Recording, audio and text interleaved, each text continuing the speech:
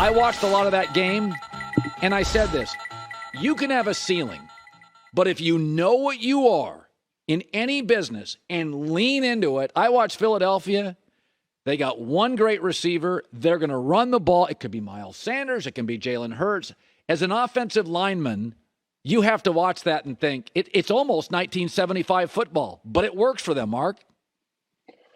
It does, Colin. They're an impressive football team, and I know that was a high-scoring game. But offensive line-wise, they're big, they're physical, but their combination, I think they're the number one group in football. Their combination of size and toughness and ability to just come off the ball and thunder punch you right in the teeth, but also to get out on the edges and control the running game out there. I think they're incredibly athletic. I think they're a really, really good football team. So I agree with you on that. And then Hurts, think about this. Jalen Hurts has not had the same head coach / play caller since high school. Since high school was the last time that combination happened. He has Nick Sirianni. He has Steichen, the offensive coordinator. This is the first time since high school that he's got the same play callers. And their ability to run that RPO stuff and how simplified that is for that quarterback. One read, hey, if the DM pinches it, keep it. If he plays out, hand it off. If the weak side linebacker scrapes up, throw it over the top. If he drops back, then run. I mean, it's simplicity at its finest. They're going to, like you said, lean into that. They'll be pretty good.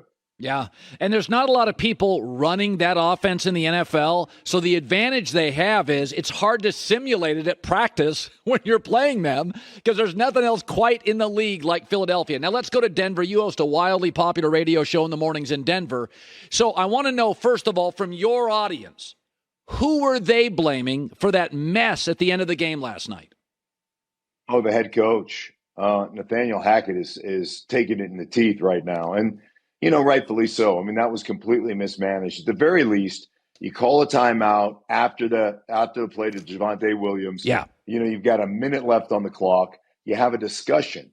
And I will just tell you this. I mean, I've been around Peyton Manning for long enough to know that if John Fox or Gary Kubiak tried to pull Peyton Manning out of the game on 4th down and 5 to kick a 64-yard field goal, he'd have just told him to put it where the sun don't shine, right? Because he's playing offense, and I promise you, I just promise that's the way it operates. At least you call a timeout, you huddle up, you talk to your quarterback, you tell Ray Finkel, your kicker, get out of here. We don't need to talk to you right now. You go do whatever it is you do, right? We'll let you know if we need you, and you make a better decision. I think in the history of the NFL.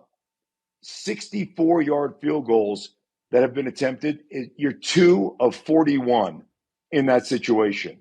You've got a much better chance of completing a pass or converting on 4th down and 5 than hitting a 64-yarder. I just thought it was poor management, poor decision, and you hope your young head coach learns from that mistake and doesn't make it again.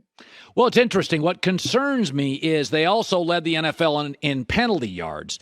And, part of me thinks, my first radio show, I was a little overwhelmed. Your first time as a coach, you're a little overwhelmed. But I watched Green Bay the last 2 years melt down at the end of games with Aaron Rodgers and Nathaniel Hackett. So I'm like, okay, we got a common denominator here. I've watched Aaron and Russell in the last couple of years, smart guys, been in the league a long time, melt down. And I think to myself, do we got a Nathaniel Hackett problem? Or is it just like, hey, it was the loud stadium, it's on the road. Like this morning for you, do you feel like, all right, we got the mulligan out of the way, we're going to be fine? Do you feel some of that? Yeah, I do. I think, number one, they went up and down the football field. Yeah. They turned it over twice at the 1-yard line. I mean, like those things just they can't happen. They don't normally happen. But it cost them the game. I get that at the end of the game, management was atrocious. Let's just call it what it was. Here's the other thing. They didn't play any of their starters in the preseason. And I know, I've got mixed emotions about that, right? I understand keeping players healthy and all that stuff. I think quarterbacks that didn't take a snap in the preseason were 3-8 week 1. Like, there's no way to get yourself ready to play football other than playing football. And as much as you try to simulate games in practice, it's just not the same. And especially when you go to Seattle. I mean, that place it is so loud. They were so invested. It was that Monday night was their Super Bowl. Right. Russell Wilson gets booed out of the stadium. I mean, here's a guy that helped you win a Super Bowl, go to two, and because you're like a scorned lover, you're gonna treat him that way. And I get it; it's sports. It's what makes sports great. But I think that was pretty extreme circumstances. I think the Broncos essentially were overwhelmed. Yeah, penalties, stupid mistakes. It just like you said about doing your first radio show. You're nervous, you're hyped up, you're too aggressive. I think a lot of that stuff went on Monday night in Seattle. So, really interesting. You can't fool players. And the lowest completion percentage, Mark, for a quarterback last year that made the playoffs, the lowest was 61% Jalen Hurts. So Trey Lance has now thrown 99 NFL passes. 99. It's not a lot, but it's about 100. He's completed 54%. That's not close to the worst playoff quarterback. And so you could say, well, it takes time. It takes time. This isn't baseball. Your son played in the bigs. You don't have a game tomorrow. It's not the NBA where you have a game in 2 days. Same with hockey. You don't win Sunday. You don't beat the Seahawks, you're 0-2. And for 6 days, the media, the fans talk about it. The scarcity of games means problems can become infernos overnight.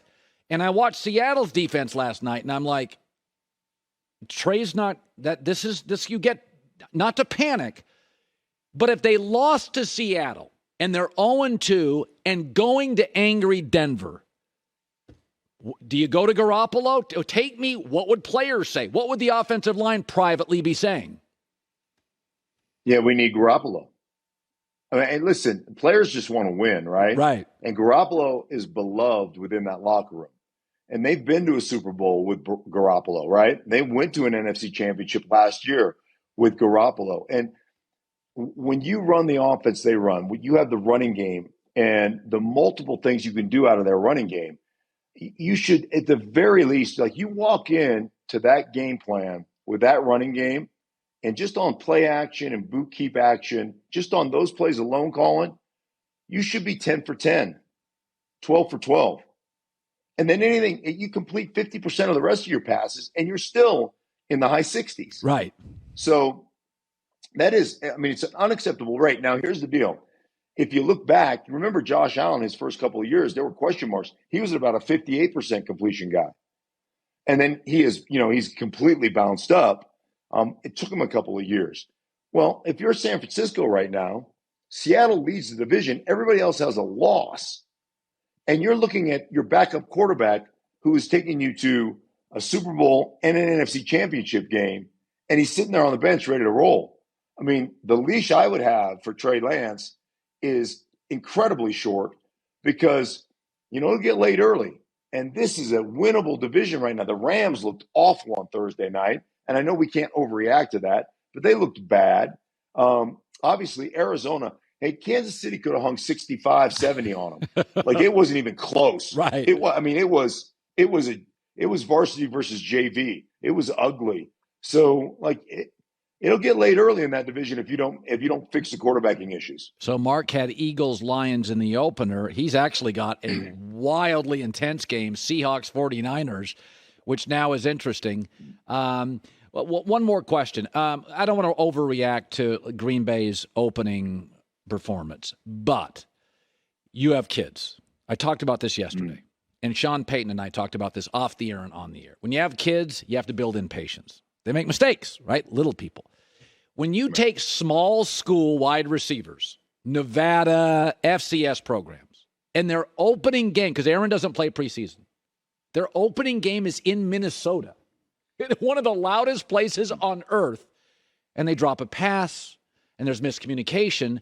My takeaway with Aaron is you put your arms around those guys and go right back to them and say, hey, man, you were playing for Nevada Wolfpack, 6 months ago. You were playing FCS football, and there were 1,600 people in the stands. Instead, Watson dropped a pass, didn't get a target until the fourth. And I think, Aaron, you really got – this is what you Sammy Watkins will not be healthy much, and Randall Cobb ain't it. I was disappointed that Aaron didn't go right back to the kids Or is he teaching them a lesson in a standard, being prepared? Where do you land on this?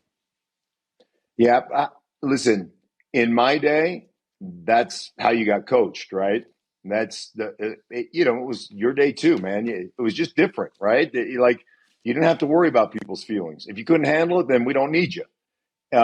It's just different. It's different now. There's a different process. And Aaron came up, obviously, it wasn't like Brett Favre was doing a lot of tutoring to Aaron Rodgers, right? Learn it on your own, buddy, because I don't care.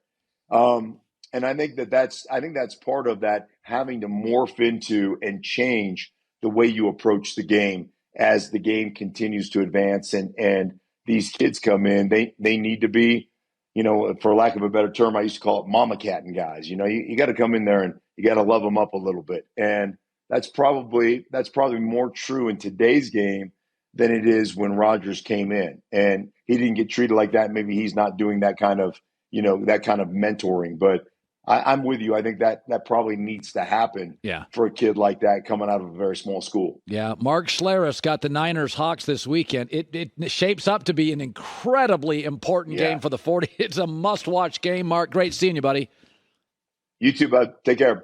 Hi, everybody. Thanks for watching. Subscribe here to get the latest from the show. Also, be sure to check out more of the best clips from The Herd or go watch a few segments from other shows on FS1.